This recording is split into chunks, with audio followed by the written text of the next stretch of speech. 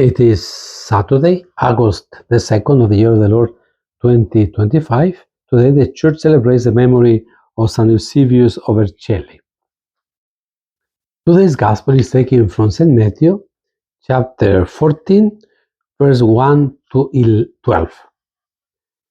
Herod the Tetrarch heard of the reputation of Jesus and said to his servants, "This man is John the Baptist. He has been raised from the dead. That is why mighty powers are at work in him." Now Herod had arrested John, bound him, and put him in prison on account of Herodias, the wife of his brother Philip. For John had said to him, "It is not lawful for you to have her." Although he wanted to kill him, he feared the people, for they regarded him as a prophet. But at a birthday celebration for Herod, the daughter of Herodias performed a dance before the guests and delighted Herod so much that he swore to give her whatever she might ask for. Prompted by her mother, she said, "Give me here on a platter the head of John the Baptist." The king was distressed, but because of his oaths and the guests who were present, he ordered that it be given, and he had John beheaded in the prison.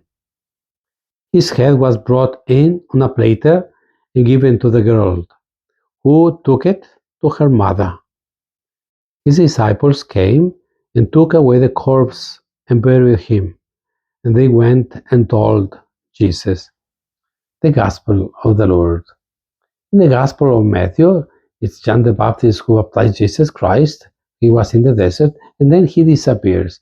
It's until this chapter 14 that we know what happened to John the Baptist. And it begins with the question, who is Jesus? Herod had heard, of course, about Jesus Christ, the great power, the great deeds that Jesus was doing. So he asked himself that Jesus is John the Baptist who has raised from the dead. In this chapter 14 leads us to the central part of the Gospel of Matthew. In chapter 16, when Jesus asked his disciples, "Who do people say that I am?"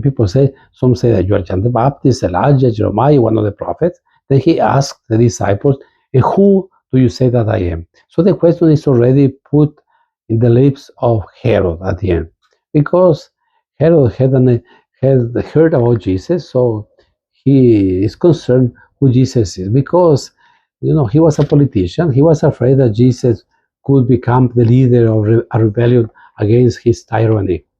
So he had to crush Jesus. And that's when the story of John the Baptist came about.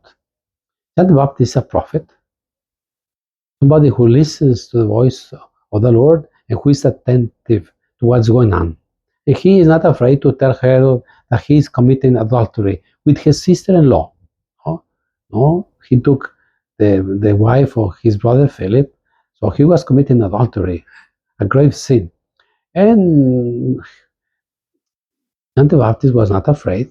So Herod, on the other hand, was afraid. He wanted to kill him, but he was afraid, as a good politician, because the people considered John the Baptist as a prophet.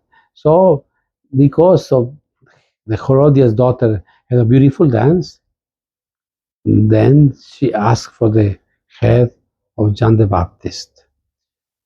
Herod did not have any regard for the life of a person. He just said, "Behead him, kill him, bring his head on a platter." He's not concerned about the life of this man.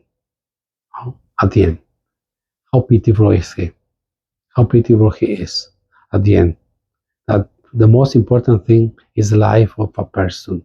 We don't have the right to kill anybody from womb to tomb at the end.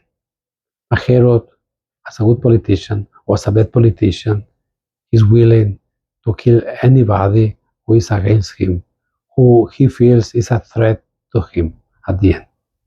So the question is, who is Jesus for you? Who is Jesus for you? Tomorrow is Sunday. We have to go to Mass. Remember, Sunday is the day of the Lord. Please share this video with all your acquaintances and friends from St. Luke's Parish in Irving, Texas, and St. Jude the Great in Houston. May God bless you today and always.